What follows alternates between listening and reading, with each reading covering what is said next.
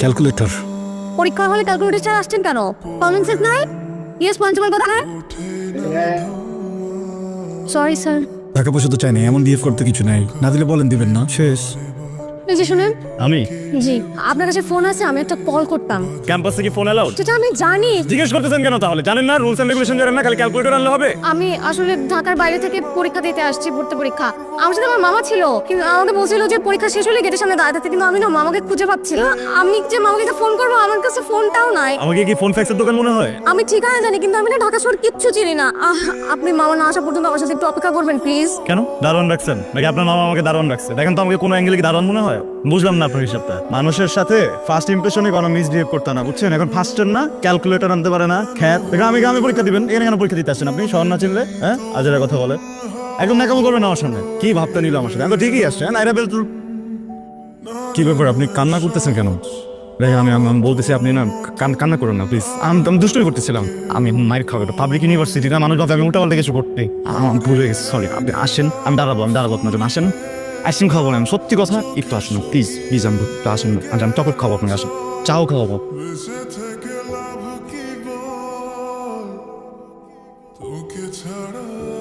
এর জন্য আমি ঢাকায় আসতে চাই না। ঢাকার মানুষজন একদম ভালো না, কোনো মায়া নেই দয়া নেই, নিষ্ঠুর মানুষজন। আপনি কি বামন কইতা?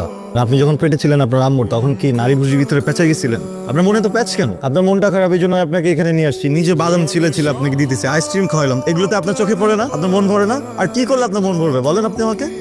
সকালবেলা না মামা ওই দোকানটা থেকে এক কাপ চা এনে খাওয়াইছিল, তো মজা। জান না, এক কাপ চা নিয়ে আসেন। বাহ দেখাই দিলেন তো নিজেকে। আমি আপনার জন্য চা নিয়ে আসবো। আপনার কোনো আইডিয়া আছে আপনি কার সাথে কথা বলতেছেন? ব্রিটিশ আমলে আমার বড় আব্বা উপাধি পাইছিলেন খান বাহাদুর। মানবতার জন্য উনি অনেক কিছু করছেন, একজন চেয়ারম্যান ছিলেন। আমার গোষ্ঠীতে তো কেউ চা আনে না কারোর জন্য। আমার আব্বা আমার আবার কোনো পরিচয় নাই থাকতে পারে, কিন্তু উনি তো সরকার বংশের ছেলে। আমরা বুঝছেন না, আমরা সরকার বংশের ছেলে, আমরা কারোর জন্য চা আনি না। যেন আপনাকে মাফ করে দিলাম, ক্ষমা করে দিলাম। মানে মাফ করে দিলাম। আমার দাদা খান বাহাদুর হামিদ সাহেব যদি বেঁচে থাকতেন, সরি বড় আব্বা, উনি আপনাকে শুলে চড়াইতেন। আমি আপনাকে শুলে চড়াইছি? আপনি তো আসলে আমার পরিচয়টা জানতেন না এতক্ষণ পর্যন্ত, যে আমি সরকার বংশের ছেলে। এখন জানছেন না, আর কোনোদিন বলবেন না, ঠিক আছে? যান, আমাদের দুইজনের জন্য 2 কাপ চা নিয়ে আসেন। আমার তৃষ্ণা পাইছে চা খাওয়ার। কৃষ্ণ রফি চাষ নীল চাষগুলো এখনই বাংলা বিচার করতেছে। এই আমাদের স্বাধীনতা, এই আমাদের স্বাধীনতা কেউ।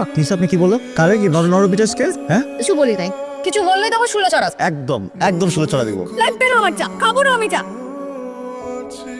সরি, দুষ্টুমি করতেছেন না। মানে এটা সত্য যে আমি একজন খান বাহাদুর মুহিব, এটাও সত্য যে আমি একজন সরকার বংশ, কিন্তু শুধু আপনার জন্য আমি চা এনে খাওয়াবো। আপনি ওনাকে কি এমন কথা বলছেন যে উনি এরকম খুশি হয়ে গেছে? আর আমি খান বাহাদুর না, ওকে একটা চাকরি দিয়ে দিছি। মানে আমি ওকে বলছি কি যে ওই যে ওইখানে যে আপুটা বসে আছে না, সে কিন্তু আসলে আপু না, ও কিন্তু তোমার মামু। মানে ও তো আমাকে মামা ডাক। আমি বলছি যে ওর সাথে আমার বিয়ে হবে কিছুদিন পরে, আমাদের বিয়েতে তো জিলাপি বানাবে, বোরহানি বানাবে, তো আমরা একটা সেগমেন্ট করবো যেখানে হচ্ছে গিয়ে চা বানাবে। হ্যাঁ, ওকে বলছি যে ওইখানে এসে তুমি চা বানাবা, ওই দায়িত্বটা তোমাকে দিব। তাহলে এরপর থেকে যেখানেই বিয়ে হবে সব জায়গায় ও চা বানানোর সুযোগ পাবে। ভালো করছি না বলেন? এটা বলেন। আপনাকে একটা কথা শেয়ার করি। কিছুদিন ধরে আমি মানসিক যন্ত্রণার মধ্যে দিয়ে যাচ্ছিলাম, আর তার মধ্যে আপনার সাথে দেখা, আপনার সাথে পরিচয় হতে পেরে খুব ভালো লেগেছে আমার। আমারও খুব ভালো লেগেছে। আপনি খুব চমৎকার একজন মানুষ। আপনিও খুব ভালো। আপনার সাথে আড্ডা দিতে প্রচন্ড ভালো লাগে আমার অনেক বেশি ভালো লাগে। আপনি যদি ওনাকে যা বলছেন এটা সত্যি সত্যি যদি আপনি এরকম কিছু মেন করে থাকেন, তাহলে এটা ভুলে যান, কারণ আমার বয়ফ্রেন্ড আছে। আমরা শীঘ্রই বিয়ে করব, আমার ইউনিভার্সিটিতে অ্যাডমিশন হওয়ার পরে আমরা বিয়ে করব। আপনি সিরিয়াসলি নিয়ে নিয়েছেন ব্যাপারটা? আরে আমার তো নিজেরও গার্লফ্রেন্ড আছে। আমার গার্লফ্রেন্ড অনেক সুন্দর, আমার কাছাকাছি লম্বা।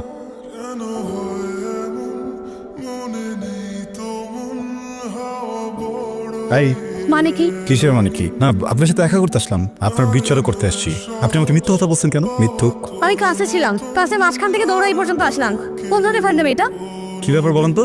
আমার পা ভাঙে দেখে কি আপনি কষ্ট পাইছেন? পাটা ভাঙলে আপনার জন্য ভালো লাগতো? শোনেন, আপনাকে একটা কথা বলি, এই যে আমার পাটা যে যদি ভেঙেও যেত আমি এতটা কষ্ট পাইতাম না। আপনি আমাকে মিথ্যা বলে এই বুকের ভিতরে যে কষ্টটা দিচ্ছেন। সুস্মিতা আমাকে সবকিছু বলে দিচ্ছে, প্রেম করতেন তাই না, ছেলেটা কষ্ট দিচ্ছে তাই না, কিন্তু আমি তো আপনাকে কষ্ট দিতে আসি নাই। আমার তো আপনার জন্য অনেক মায়া কাজ করে। কালকে না বললেন আপনার গার্লফ্রেন্ড আছে, তা আজকেই বলতেছেন আমার জন্য মায়া হয়? ওইটা তো আমি মান সম্মান বাঁচানোর জন্য বলছি। শোনেন, মানে আমি কি একটা হ্যান্ডসাম ছিল না? আমি যখন আপনাকে মনের কথা বলতে গেছি আর আপনি যখন সাথে সাথে আমাকে বললেন যে আপনার বয়ফ্রেন্ড আছে, আমি কি করবো? আমি তখন টেনশনে পড়ে গেছি, আমার মন খারাপ হচ্ছে না? আচ্ছা শোনেন, আপনিও কিন্তু কম না। আপনার চোখে যে এটা শোনার পরে পানি টলটল করতেছিল, এটা আমি দেখে ফেলছি, বুঝছেন? এখন স্বীকার করেন। আর কিছু বলবেন? অনেক কিছু বলবো, শুনবেন? একটু বলি, একটু শোনেন না। মানে আমি জানি যে এটা আপনার লাইফ, কিন্তু আপনাকে কিন্তু পছন্দ করার অধিকার আমার আছে, বুঝছেন? তেমনি আপনার যদি আমাকে পছন্দ না হয়, আমার প্রেম প্রত্যাখ্যান করার অধিকারও আপনার আছে। আমি আপনার এই অধিকার কখনোই আটকাবো না। এখন আপনি আমাকে বলেন, আপনি কি আমার প্রেম প্রত্যাখ্যান করতে চান? আমি সকল প্রকার অধিকার নিয়ে আপনার প্রেম প্রত্যাখ্যান করল। কি এটা? কফি। আমি কথা পাই না, থ্যাঙ্কস। ঠিক আছে, খেয়েন না। আমি যাই, পুরুষ মামার দোকানে চা খাবো। খান। আপনি দাঁড়াচ্ছেন কেন? ফাঁকি দরদান যান, ক্লাসে যান। যান, কালকে ক্লাস হচ্ছে। না নাই। তাহলে আপনাকে একটা সুযোগ দেই, কালকে সন্ধ্যা 6টায় মামার দোকানে আপনার অপেক্ষা করব। আপনি যদি আমার প্রেমে রাজি থাকেন তাহলে একটা লাল শাড়ি পরে চলে আসেন, যদি রাজি না থাকেন তাহলে আসতে হবে না। আপনি করেন অপেক্ষা, আমি এসবের মধ্যে নাই। আমি গেলাম ক্লাসে। শোনেন, কফিটা দিয়ে যান, ক্লাসমেটের জন্য নিয়ে যাব। কথা তো দিলাম অপেক্ষা করব, কিন্তু এই মেয়ে যদি না আসে কি করব? আমার এই দশা হইল কেন আজব?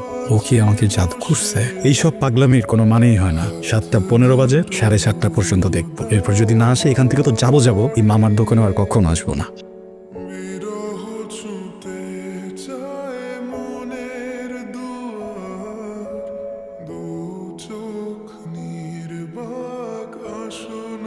আপনি না বলছিলেন আপনি এসবে রাজি না, আসলেন যে? এবার আসলাম, ভাবলাম সরকার বংশের একটা ছেলে এইভাবে একা একা অপেক্ষা করবে, চিন্তা করলাম একটা সঙ্গ দিয়ে। সারা জীবন কিন্তু সঙ্গ দিতে হবে, বুঝছেন? আমি কিন্তু একা একা ওয়েট করবো সবসময়। তাই না কি?